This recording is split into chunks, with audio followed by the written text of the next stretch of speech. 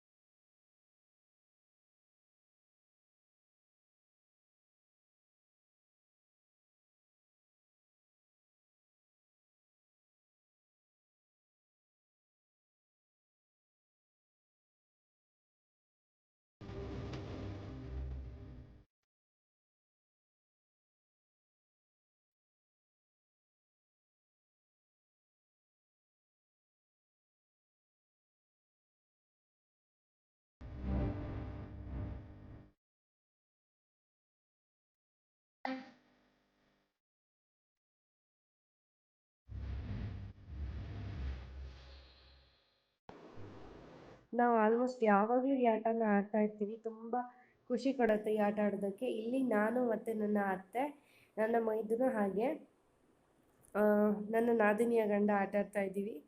ತುಂಬ ಚೆನ್ನಾಗಿರುತ್ತೆ ಆಟ ಆಡೋದಕ್ಕೆ, ತುಂಬ ಖುಷಿ ಕೂಡ ಆಗುತ್ತೆ. ಈ ಸಲ ಮಾತ್ರ ನಾನೇ ವಿನ್ ಆಗಿದ್ದು. ನನಗಂತೂ ತುಂಬ ಖುಷಿ ಆಯಿತು. ಎಲ್ಲ ಸಲನೂ ನಾನೇ ವಿನ್ ಆಗ್ತೀನಿ ಅಂತಲ್ಲ, ಬಟ್ ಈ ಸತಿ ಆಡಿದಾಗಂತೂ ನಾನೇ ವಿನ್ ಆಗಿದ್ದೆ. ಹಾಗಾಗಿ ನನಗೆ ತುಂಬ ಖುಷಿ ಆಯಿತು. ಈ ರೀತಿಯಾಗಿ ನಾವೆಲ್ಲರೂ ಸೇರಿಕೊಂಡು ಏನಾದರೂ ಒಂದು ಆಟ ಆಡ್ತಾ ಇರ್ತೀವಿ ಎಲ್ಲರೂ ಸೇರಿದಾಗ. ಇಲ್ಲಾಂದರೆ ಅವರೆಲ್ಲ ಸೇರಿ ಇಸ್ಪೀಟ್ ಆಟ ಆಡ್ತಾರೆ. ನಮ್ಮ ಅತ್ತೆ ಕೂಡ ಹೋಗ್ತಾರೆ. ನಂಗೆ ಅಷ್ಟೊಂದು ಬರೋದಿಲ್ಲ ಅವ್ರು ಆಡೋ ಆಟ, ಹಾಗಾಗಿ ನಾನು ಅದಕ್ಕೆ ಹೋಗೋದಿಲ್ಲ.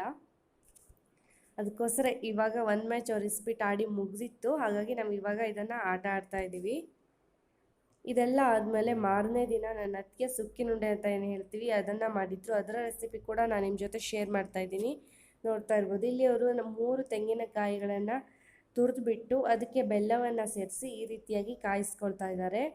ತುಂಬ ಪಾಕ ಬರಬಾರ್ದು, ಬಂದರೆ ತುಂಬ ಗಟ್ಟಿಯಾಗಿಬಿಡುತ್ತೆ, ಆಗ ಚೆನ್ನಾಗಿ ಅನಿಸೋದಿಲ್ಲ.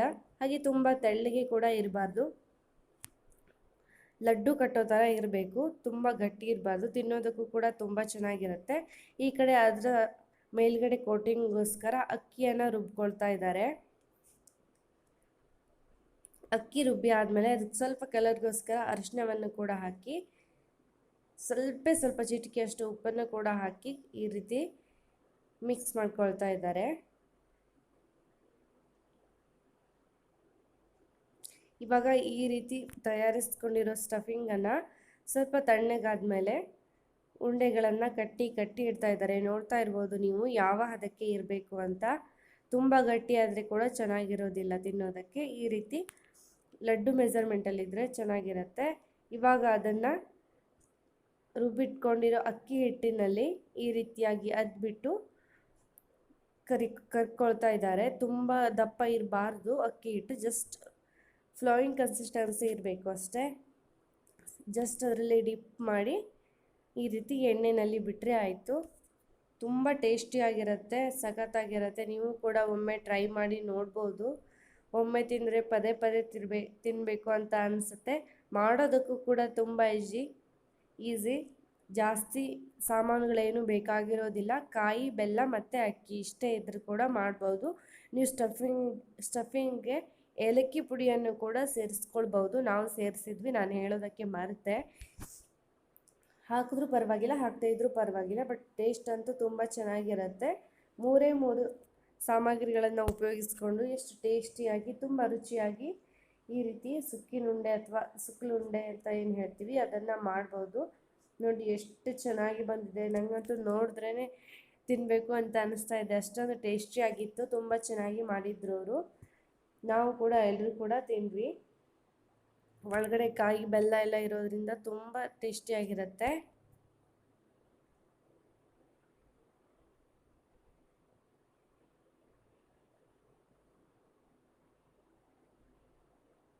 ಇವಾಗ ಇದೆಲ್ಲ ಆದಮೇಲೆ ನಾವು ಮಾರನೇ ದಿನ ನಾನು, ನಮ್ಮ ಯಜಮಾನ್ರು, ಅತ್ತೆ ಮಾವ ಎಲ್ಲರೂ ಸೇರಿ ಹುಬ್ಳಿಗೆ ಹೋಗಿದ್ವಿ. ಏನೋ ಒಂದು ಪರ್ಸ್ನಲ್ಸ್ ಕೆಲಸ ಇತ್ತು.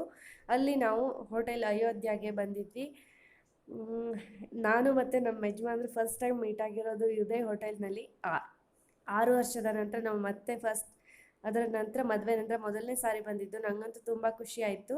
ಅತ್ತೆ ಮತ್ತು ನಮ್ಮ ಯಜಮಾನ್ರು ಮಸಾಲೆ ದೋಸೆ ತಗೊಂಡ್ರು, ಮಾವ ಪಾವ್ ಭಾಜಿ ತಗೊಂಡ್ರು, ನಾನು ಮಸಾಲೆ ಪುರಿ ತೊಗೊಂಡಿದ್ದೀನಿ. ಎಲ್ಲ ಕೂಡ ತುಂಬ ಟೇಸ್ಟಿಯಾಗಿತ್ತು. ಹಾಗೆ ಫಸ್ಟ್ ಟೈಮ್ ನಾವು ಮೀಟ್ ಆಗಿರೋ ಹೋಟೆಲ್ ಆಗಿರೋದ್ರಿಂದ ನನಗಂತೂ ತುಂಬ ಖುಷಿ ಆಯಿತು. ನಾವು ಹೋಗಿರೋದು ದೀಪಾವಳಿ ಮಾರನೇ ದಿನ ಆಗಿರೋದ್ರಿಂದ ಎಲ್ಲ ಕಡೆ ಕೂಡ ಡೆಕೋರೇಟ್ ಮಾಡಿದರು ಈ ರೀತಿ ಲೈಟಿಂಗ್ಸಿಂದ. ನಿಮಗೂ ತೋರಿಸೋಣ ಅಂತ ಶೂಟ್ ಮಾಡಿದೆ, ನೋಡ್ತಾ ಇರ್ಬೋದು ನೀವು. ಎಷ್ಟು ಚೆನ್ನಾಗಿ ಎಲ್ಲ ಕಡೆ ಕೂಡ ಈ ರೀತಿಯಾಗಿ ಲೈಟಿಂಗ್ಸಿಂದ ಅಲಂಕಾರ ಮಾಡ್ತಾಯಿದ್ರು. ಹಾಗೆ ಕೆಲವೊಬ್ಬರು ಲಕ್ಷ್ಮೀ ಪೂಜೆ ಕೂಡ ಆವತ್ತೇ ಮಾಡ್ತಾಯಿದ್ರು. ನಮ್ಮ ಯಲ್ಲಾಪುರದಲ್ಲೆಲ್ಲ ಹಿಂದಿನ ದಿನವೇ ಮಾಡಿದ್ರು, ಬಟ್ ಇಲ್ಲಿ ಇವತ್ತು ಮಾಡ್ತಾಯಿದ್ರು. ನೋಡಿ ಇಷ್ಟೊಂದು ಚೆನ್ನಾಗಿ ಡೆಕೋರೇಟ್ ಮಾಡಿದ್ದಾರೆ ಅಂತ ನೋಡ್ತಾ ಇರ್ಬೋದು. ಇದೇ ನಾವು ಹೋಗಿರೋ ಹೋಟೆಲು, ಅಯೋಧ್ಯ ಹೋಟೆಲು. ತುಂಬ ಚೆನ್ನಾಗಿದೆ ಹುಬ್ಳಿನಲ್ಲಿ. ನಾವು ಫಸ್ಟ್ ಮೀಟ್ ಆಗಿದ್ದು ಕೂಡ ಅಲ್ಲೇ. ಎಲ್ಲ ಕೂಡ ಲೈಟಿಂಗ್ಸಿಂದ ಈ ರೀತಿ ಡೆಕೋರೇಟ್ ಮಾಡಿದ್ರು. ನೋಡೋದಕ್ಕಂತೂ ತುಂಬ ಚೆನ್ನಾಗಿತ್ತು. ಅದಾದಮೇಲೆ ಅದರ ನೆಕ್ಸ್ಟ್ ಡೇ ನಾವು ನಮ್ಮ ಮನೆಯವರ ಅಜ್ಜನ ಮನೆಗೆ ಹೋಗಿದ್ವಿ. ಅಲ್ಲಿ ಕೂಡ ದೀಪಾವಳಿ ಮಾರನೇ ದಿನ ಎಲ್ಲ ಹೆಣ್ಮಕ್ಳನ್ನು ಕರೆದು ಹಬ್ಬ ಮಾಡ್ತಾರೆ. ಅಂದರೆ ನನ್ನ ಅತ್ತೆ, ಅವ್ರ ಅಕ್ಕ ತಂಗಿರು ಎಲ್ಲರೂ ಹೋಗ್ತಾರೆ. ನಮಗೂ ಕೂಡ ಇನ್ವೈಟ್ ಮಾಡಿದರು, ಹಾಗಾಗಿ ನಾವು ಹೋಗ್ತಾ ಇದ್ದೀವಿ. ನನ್ನ ಇವತ್ತಿನ ವ್ಲಾಗನ್ನು ನಾನು ಇಲ್ಲಿಗೆ ಎಂಡ್ ಮಾಡ್ತೀನಿ. ಈ ವ್ಲಾಗ್ ನಿಮಗೆ ಇಷ್ಟ ಆಗಿದ್ದರೆ ಪ್ಲೀಸ್ ಈ ವಿಡಿಯೋನ ಲೈಕ್ ಮಾಡಿ, ಕಮೆಂಟ್ ಮಾಡಿ, ಹಾಗೆ ಹೆಚ್ಚು ಶೇರ್ ಮಾಡಿ. ನಿಮ್ಮ ಅನಿಸಿಕೆ ಅಭಿಪ್ರಾಯಗಳನ್ನು ನನಗೆ ಕಮೆಂಟ್ ಮೂಲಕ ತಿಳಿಸಿ. ಮತ್ತು ನನ್ನ ಚಾನಲನ್ನು ಸಬ್ಸ್ಕ್ರೈಬ್ ಆಗೋದನ್ನು ಮಾತ್ರ ಮರಿಬೇಡಿ. ಹಾಗೆ ತಾವು ಸಬ್ಸ್ಕ್ರೈಬ್ ಆದ ತಕ್ಷಣ ಪಕ್ಕದಲ್ಲಿ ಬೆಲ್ ಐಕನ್ ಕಾಣಿಸುತ್ತೆ, ಅದನ್ನು ಕ್ಲಿಕ್ ಮಾಡೋದ್ರಿಂದ ನೀವು ನನ್ನ ಎಲ್ಲ ವಿಡಿಯೋಗಳ ನೋಟಿಫಿಕೇಷನ್ ಕೂಡ ಪಡಿಬೋದು. ಈ ವ್ಲಾಗನ್ನು ಇಲ್ಲಿಗೆ ಎಂಡ್ ಮಾಡ್ತಾ ಇದ್ದೀನಿ. ನಾವು ಇಲ್ಲಿ ನಮ್ಮ ಯಜಮಾನ್ರ ಅಜ್ಜನ ಮನೆಗೆ ರೀಚ್ ಆಗ್ತಾ ಇದ್ದೀವಿ. ನಮ್ಮ ಮನೆಯಿಂದ ಕೇವಲ 4-5 ಕಿಲೋಮೀಟರ್ ಅಷ್ಟೇ. ಅಲ್ಲಿ ಇವಾಗ ರೀಚ್ ಆಗ್ತಾ ಇದ್ದೀವಿ. ನನ್ನ ಇವತ್ತಿನ ವ್ಲಾಗನ್ನು ನಾನು ಇಲ್ಲಿಗೆ ಎಂಡ್ ಮಾಡ್ತಾ ಇದ್ದೀನಿ. ಮತ್ತೆ ನನ್ನ ಮುಂದಿನ ವಿಡಿಯೋನಲ್ಲಿ ಸಿಗ್ತೀನಿ. ಅಲ್ಲಿವರೆಗೂ ನಮಸ್ಕಾರ. Thanks for watching.